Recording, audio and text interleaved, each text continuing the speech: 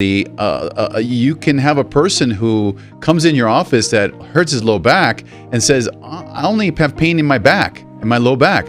Then after a little quick assessment, we just kind of move the neck and he goes, ow, that my neck hurts. Right. And I go, well, did it hurt before? And I go, no. And it's not that I'm stimulating, it's that the pain in the low back camouflages other areas. It's like almost like you get hit by a hammer and all of a sudden on your toe you suddenly don't have back pain. That's exactly it. The brain has the ability to kind of manipulate the symptoms, and then later 2 days later, 2 weeks later, after the carrier has called you and said, are you okay?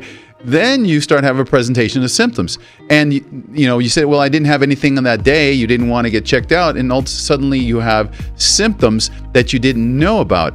This happens more often and more commonly when you get older. As people get older, they have these symptoms present.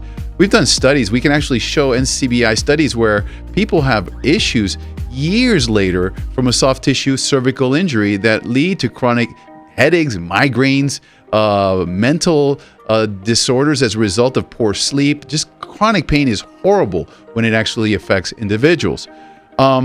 Therefore, it's very important, and our goal today was to have kind of an open forum of should you get care and should you get evaluated, and what kind of treatment options do we have? I mean, we'll have tons of podcasts that we can talk about the types of treatment protocols and their best of efforts.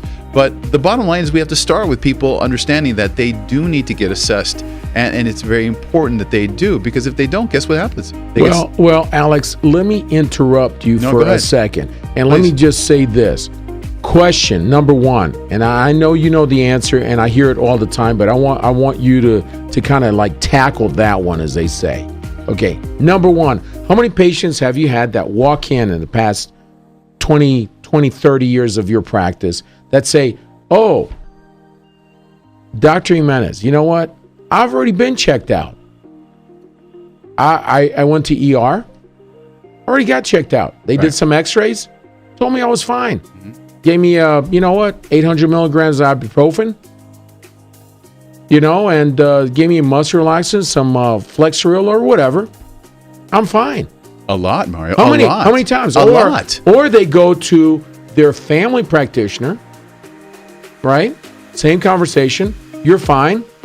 Come back in 30 days, and I ask him, and you ask him, and what else did you do? Nothing.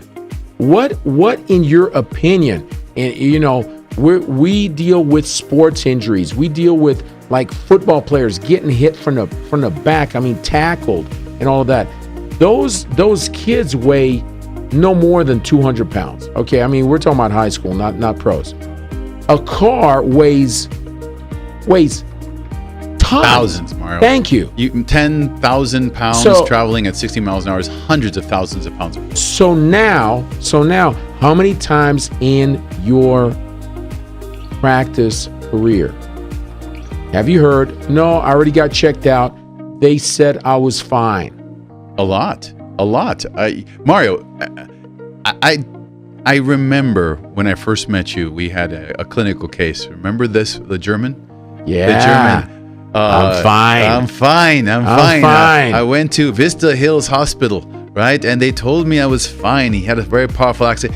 The guy came in with briefcase, Alex. The briefcase. How much did it weigh? About 40 pounds each. Yeah. Right.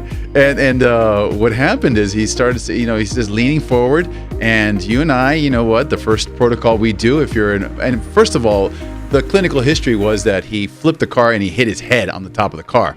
So as he flipped it, they took him to the hospital, and then they took an x-ray, and sure enough, they let him go, right? Well, he said he couldn't move around, and if you remember, he was saying, I cannot move unless I have these two briefcases holding me down. And you could see that it was pulling him forward. And Mara, remember? We took the x-rays, and we looked at his neck. It was broken. The neck was broken. Yeah. The neck was broken. And what part of it was broken, The lower Alex? cervical spine, the lower cervical around the T1, which was hidden behind the shoulder on the x-ray, right? When we did we did a swim shot, and we saw the neck, and I'll never forget, I go, Mario, oh, geez, look at this. And he goes, and I told him, Mr. So-and-so, I forgot his name, and he goes, we told him, we got to talk to you about your x-rays, and you got a broken neck. He goes, what? What? He goes, they did not tell me, right? And well, what I did is I go, this was too complex for even my own practice.